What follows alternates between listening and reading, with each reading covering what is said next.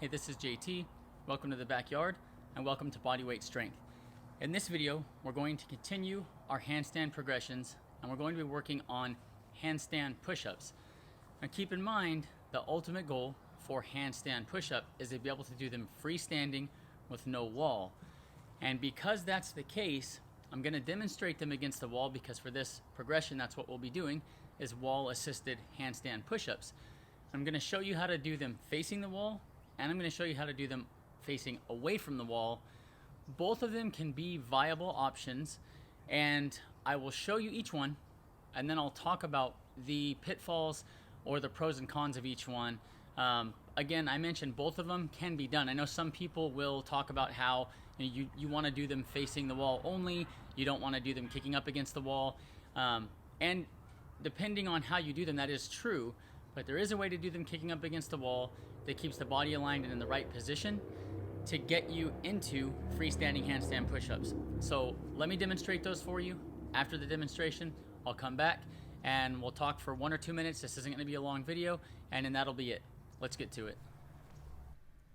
First, I'm going to demonstrate facing the fence, and what you'll notice when I'm facing the fence is my goal is ankle flexion to allow me to move through the dynamic overhead press, and I'm keeping the legs as straight as possible. Now, your goal in handstand push-ups, so all variations, should be to have a straight body. Your wrists, your shoulders, your hips should be in alignment, and you can see now where I'm utilizing the non-supporting leg, so the leg not touching the fence, and I'm getting my body straight, and that's what you want to try to shoot for.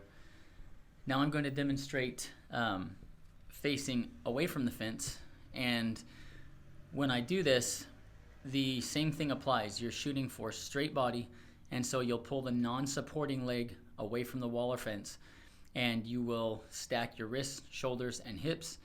And my fence is short, so ideally you've got a higher wall to work with than my short fence. But this lends itself really easily into just pulling that extra foot off, the support foot off the wall or fence, as you start to get better balance. Now here, I'm going to demonstrate full scapular elevation. What you want to do when you are doing your overhead pressing handstand push-ups, you want to push that last inch or so of movement to fully elevate your scapula, and that's going to give you full range of motion. And now I'm going to do it through, I'm limiting the range of motion in these presses. You'll see I'm not elevating the scapula here.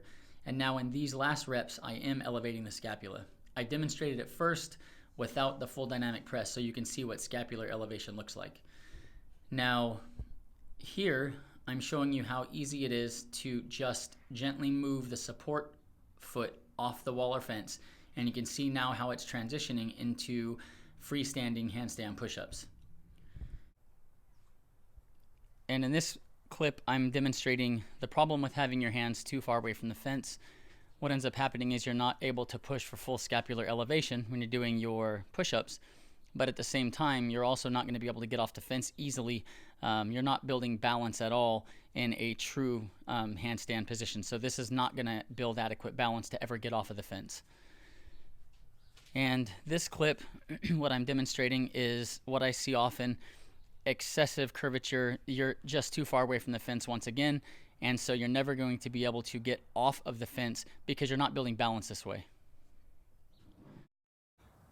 So there I demonstrated both facing a wall and facing away from a wall. And the thing you want to remember is that when you are doing handstands or handstand push-ups, what you're trying to do is keep your shoulders stacked directly above your wrists and your hips directly above your shoulders.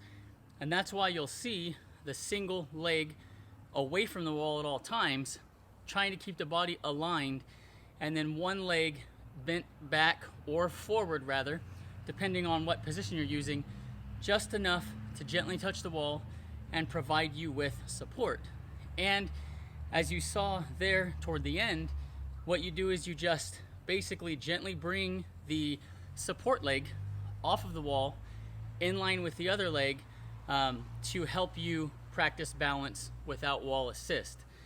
Now when you're facing the wall, bringing the feet off the wall to practice without assist and a handstand is perfectly fine, and I find that it's easy. You can also do it facing away from the wall in the same manner. Again, when you're practicing handstand, Both work.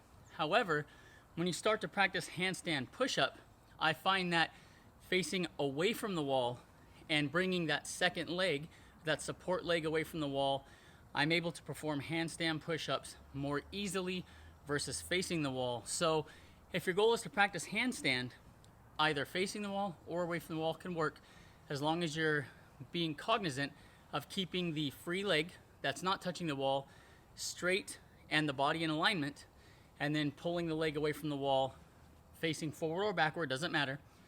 But like I mentioned, when it comes to handstand push-up, if you're trying to get the handstand push-up off of the wall, that's where it may be easier for you to kick up onto the wall with body facing away from the wall, specifically for handstand push-up. So give both variations a shot, see what's more comfortable for you, but be cognizant of straight body alignment. You don't want to lean back into the fence with both legs at any point.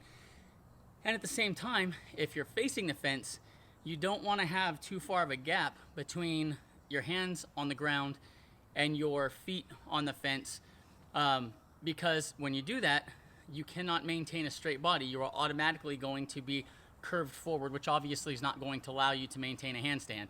So the key point to remember is keep the body straight, and then the one leg, whether you're facing forward or away from the fence, is going to be angled at the smallest angle possible to maintain balance as you hold handstand or as you do handstand push-ups. Hopefully that makes sense. If you have questions, ask below. I'll answer them as quickly as possible. If you haven't subscribed to the channel, click subscribe, click the notification bell. That way you're made aware of any time I post new content. And as always, thank you for supporting Bodyweight Strength.